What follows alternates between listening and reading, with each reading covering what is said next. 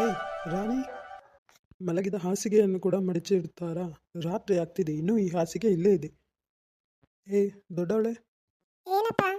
24 ಗಂಟೆ ಫೋನ್ ಕೈಯಲ್ಲಿರ್ತದೆ. ಬೆಳಿಗ್ಗೆ ನಾನು ಕೆಲಸಕ್ಕೆ ಹೋಗುವಾಗ ನೋಡಿದ್ದು, ಬರುವಾಗಲೂ ಅದೇ ಕೈಯಲ್ಲಿ ಒಂದು ಬದಿಯಲ್ಲಿ ಇರ್ತೀಯ, ಅದನ್ನ ಕೈಯಲ್ಲೇ ಹಿಡ್ಕೊಂಡು ಬಿಟ್ರೆ ಆಯ್ತು. ಹಾಸಿಗೆ ಮಡಿಸಿಟ್ಟಿದ್ದೇನೆ, ಇಲ್ಲೇ ಬಿಡಿಸಿದ್ಯಲ್ಲ. ಅಪ್ಪ, ಅದೀಗ ಸ್ವಲ್ಪ ಮುಂಚೆ ಹಾಕಿದ್ದಷ್ಟೇ. ಎಲ್ಲರೂ ಇಲ್ಲೇ ಮಲಗಿದ್ರು. ಅದ್ರ ಮೇಲೆ ಎಲ್ಲರೂ ಮಲಗಿದ್ರು. ಬೆಳಿಗ್ಗೆಯಿಂದ ಏನು ಇಲ್ಲೇ ಮಲಗಲಿಲ್ಲ, ಆಯ್ತಾ? ಹಾ, ಎಲ್ಲ ಗೊತ್ತಿದ್ದಾಗೆ ಮಾತಾಡೋದು. ನಾನು ಒಂದು ಹೇಳಿದ್ರೆ ನೀನು 1000 ಹೇಳ್ದೆ ಬಿಡೋಳಲ್ಲ ಅಲ್ಲ. ಏನು ಬೇಕಾದ್ರೂ ಮಾಡ್ಕೊ. ಏನ್ರಿ, ಬರ್ತಾನೆ ಕೋಪದಲ್ಲಿ ಬರ್ತಿದ್ದೀರಾ? ತಗೊಳ್ಳಿ, ಮೊದಲು ಕಾಫಿ ಕುಡೀರಿ, ಆಮೇಲೆ ಏನಿದ್ರು ಮಾತಾಡೋಣ. ಹೊರಗಿದ್ದಾಗ ಸಮಾಧಾನದಲ್ಲೇ ಇದ್ದೆ, ಈ ಮನೆಯೊಳಗೆ ಬಂದ ಮೇಲೆ ನೀವೇ ಕೋಪ ಬರೋ ಹಾಗೆ ಮಾಡಿದ್ದು. ನೋಡು, ಈ ಹಾಸಿಗೆ ಮಡಿಸಿಲ್ಲ, ಇವಳು 24 ಗಂಟೆ ಫೋನ್ ನೋಡ್ತಿದ್ದಾಳೆ. ಇದೆಲ್ಲ ನೋಡುವಾಗ ಕೋಪ ಬರ್ದು ಇನ್ನೇನಾಗುತ್ತೆ ಮನುಷ್ಯನಿಗೆ? ಸರಿ ಸರಿ, ಕೋಪ ಮಾಡ್ಕೋಬೇಡಿ, ಮೊದಲು ಈ ಕಾಫಿ ಕುಡೀರಿ. ಈಗ ಮಡಚಿ ಹಾಕ್ತೇನೆ, ಹಾಗೆ ಅವಳನ್ನು ಕೂಡ ಕಳಿಸ್ತೀನಿ, ನೀವು ಕುಡೀರಿ. ಏನೇ ಅಪ್ಪ ಅಷ್ಟೊಂದು ಹೇಳ್ತಿದ್ದಾರೆ, ನೀನು ನಿನ್ನಷ್ಟಕ್ಕೆ ಮಲ್ಕೊಂಡಿದ್ದೆಲ್ಲ, ಎದ್ದೇಳೆ. ಅಪ್ಪ ಎಲ್ಲಿರಲಿ? ಯಮ್ಮ, ಎಲ್ಲ ಕೆಲಸ ಮುಗಿಸಿ ಈಗ ತಾನೇ ಬಂದು ಮಲಗಿದ್ದ, ಆದ್ರೆ ನನಗೆ ಬೈತಿ ಅಲ್ವಾ? ಇರು, ಇನ್ಮೇಲೆ ಏನಾದರೂ ಹೇಳು ಕೆಲಸ.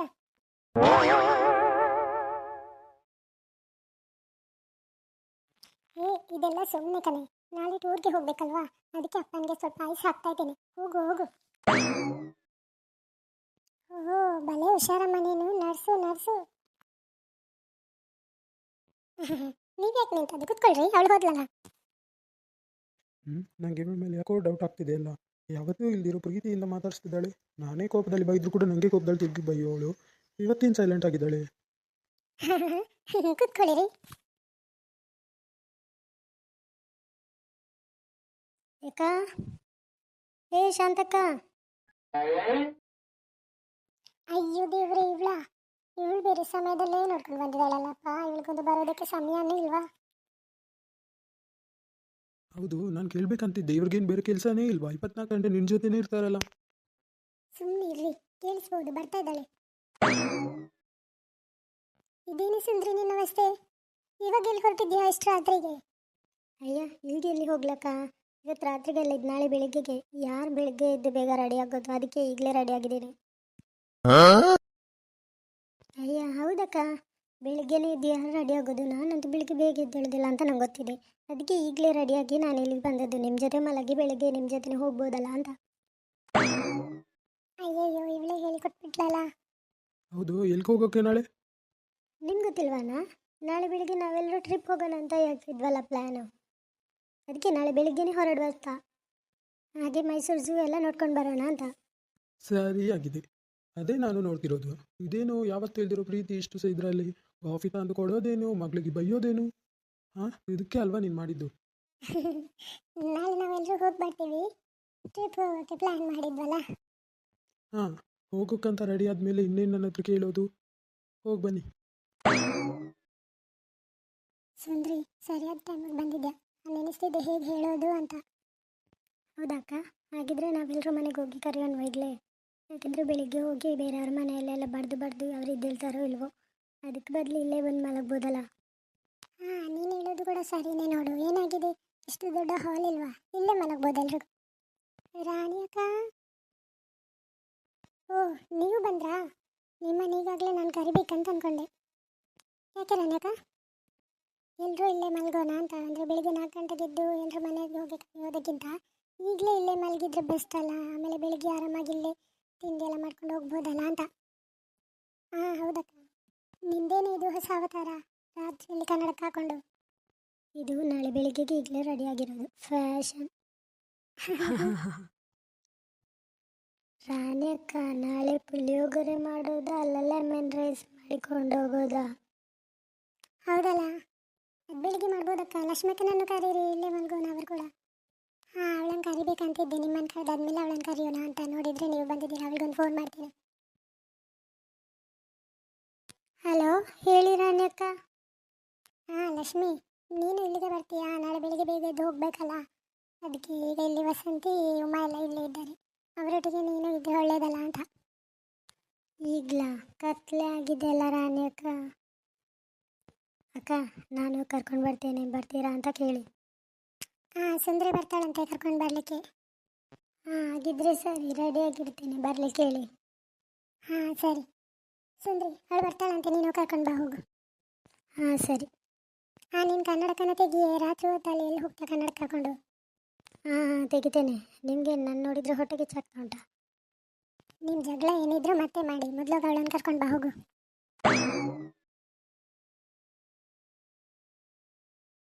ಬ್ಯಾಗ್ ನೋಡಿದರೆ ತುಂಬ ಚೆನ್ನಾಗಿದೆ, ಕಾಸ್ಟ್ಲಿ ಇರ್ಬೋದು. ಎಲ್ಲಿ ತಗೊಂಡಿರ್ಬೋದು?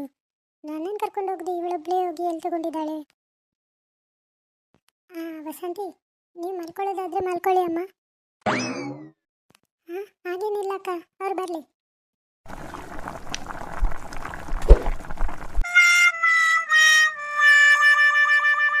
ಈ ಬೈಕ್ನಲ್ಲಿ ನಾನು ಹೇಗೆ ಬರಲಿ ಸುಂದರಿ? ಯಾಕೆ 2 ಕಾಲು ಬಾಡಿಗೆ ಕೊಟ್ರಾ? ನಾನು ಹೇಳೋದನ್ನು ಅರ್ಥ ಮಾಡ್ಕೊ. ನಾನು ಚಿಕ್ಕ ಆಗಿರೋದು, ನಾನು ಹೇಗಿದ್ರ ಮೇಲೆ ಹತ್ತಲಿ? ನಿನ್ನ ಬೈಕಿನ ಸೀಟ್ ಅಂತೂ ಅಷ್ಟು ಎತ್ತರಕ್ಕಿದೆ. ಅಷ್ಟೇನಾ? ಒಂದು ನಿಮಿಷ.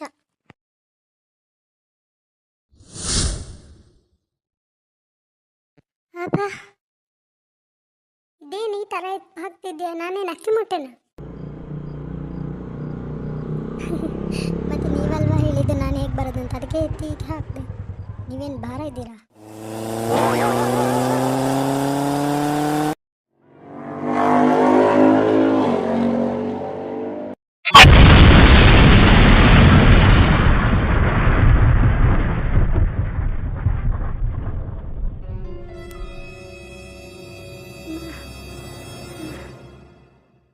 ಲಕ್ಷ್ಮಕ್ಕ,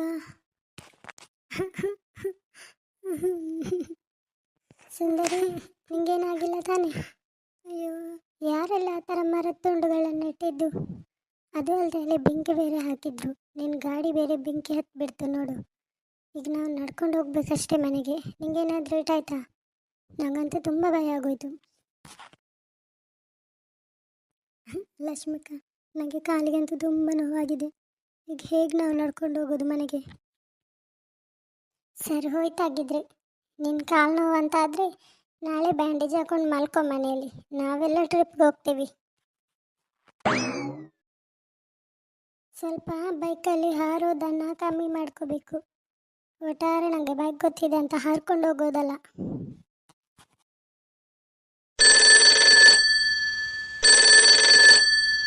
ಹಲೋ ರಾಣಿ ಅಕ್ಕ, ಸುಂದರಿಗೆ ಕಾಲಿಗೆ ಏಟ್ ಬಿದ್ದಿದೆ, ಹಾಗಾಗಿ ನಾವು ರೋಡಲ್ಲಿದ್ದೀವಿ. ಏನು ಕಾಲಿಗೆ ಏಟ್ ಬಿದ್ದ? ಹೇಗೆ? ಏನು ಮಾಡ್ಕೊಳ್ಳ ಅವಳು? ಎಲ್ಲಿದ್ದೀರಾ? ಯಾವ ರೋಡಲ್ಲಿದ್ದೀರಾ? ನೀವೇನು ಗಾಬರಿ ಪಡ್ಕೋಬೇಡಿ ಅಕ್ಕ, ಹಾಗೇನಿಲ್ಲ. ಅವಳು ಕಾಲಿಗೆ ಸ್ವಲ್ಪ ಪೆಟ್ಟಾಗಿದೆ, ನಡಿಲಿಕ್ಕಾಗಲ್ವಂತೆ. ನಾವಿಲ್ಲೇ ನಿಮ್ಮ ಮನೆ ಹತ್ರ ಸ್ವಲ್ಪ ಮುಂದಿದ್ದೇವೆ ಅಷ್ಟೇ. ಇಲ್ಲಿ ಯಾರೋ ಮರದ ತುಂಡುಗಳನ್ನೆಲ್ಲ ಇಟ್ಟಿದ್ರು, ಅದ್ರ ಮೇಲೆ ಗಾಡಿ ಹಾರಿಸ್ಕೊಂಡು ಬಂದಿದ್ದಾಳೆ. ಹಾಗಾಗಿ ಬರ್ತೀರಾ ನೀವೀಗ ಇಲ್ಲಿ? ಹೌದಾ, ಸರಿ ಲಕ್ಷ್ಮಿ, ಒಂದು 5 ನಿಮಿಷ ವೆಯ್ಟ್ ಮಾಡು, ನಾವೀಗ ಬರ್ತೀವಿ ಅಲ್ಲಿಗೆ. ಏನಂತೆ ಲಕ್ಷ್ಮಕ್ಕ? ಹಾಂ, ನಿನ್ನ ಹೆಣ ತುಂಬ್ಕೊಂಡು ಹೋಗೋಕ್ಕೆ 3 ಜನ ಬರ್ತಾರಂತೆ. 4 ಮಂದಿ ಎತ್ಕೊಂಡು ಹೋಗ್ತೀವಿ, ಮಲ್ಕೋ.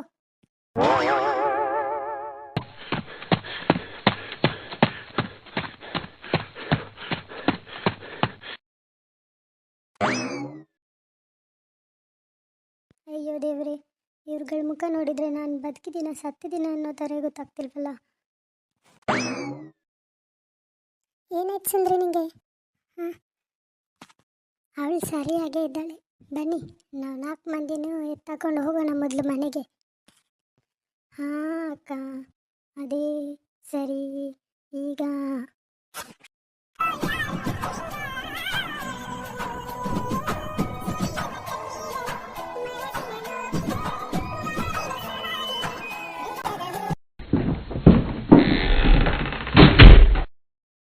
ಅಕ್ಕ, ಎಲ್ಲಿ ಕರ್ಕೊಂಡು ಹೋಗ್ತೀರಾ? ಮನೆ ಬಂದಿದ್ದಲ್ಲ, ನನ್ನನ್ನು ಇಲ್ಲೇ ಮಲಗಿಸ್ಬಿಡಿ. ಬಿಟ್ಟರೆ ನೀವು ಸ್ಮಶಾನ ಕರ್ಕೊಂಡು ಹೋಗಿ ಸುಟ್ಬಿಡ್ತೀರಾ ಅನ್ಸುತ್ತೆ.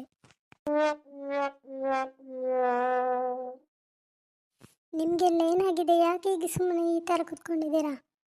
ಅವಳು ಬೇಕಂತ ನಮ್ಮ ಹತ್ರ ಕಾಲು ನೋವು ಅಂತ ಎತ್ತಾಕೊಂಡು ಬರೋ ಹಾಗೆ ಮಾಡಿದ್ದು, ಅದು ಬಿಟ್ಟು ಬೇರೆ ಏನೂ ಅಲ್ಲ. ಹೌದು ರಾಣಿ ಅಕ್ಕ, ನನಗೆ ಅಷ್ಟೇನು ಪೆಟ್ಟಾಗಲಿಲ್ಲ. ನಾನು ಸುಮ್ಮನೆ ಅಲ್ಲಿಂದ ನಡ್ಕೊಂಡು ಬರಬೇಕಲ್ಲ, ಅದಕ್ಕೋಸ್ಕರ ನಾನು ಹೀಗೆ ಹೇಳ್ದಷ್ಟೇ. ಆದರೆ ಅದು ನಿಮಗೆ ಯಾರಿಗೂ ಗೊತ್ತಾಗಲಿಲ್ಲ, ಲಕ್ಷ್ಮಕ್ಕನಿಗೆ ಗೊತ್ತಾಯಿತು. ಅದೇ ಕಷ್ಟ.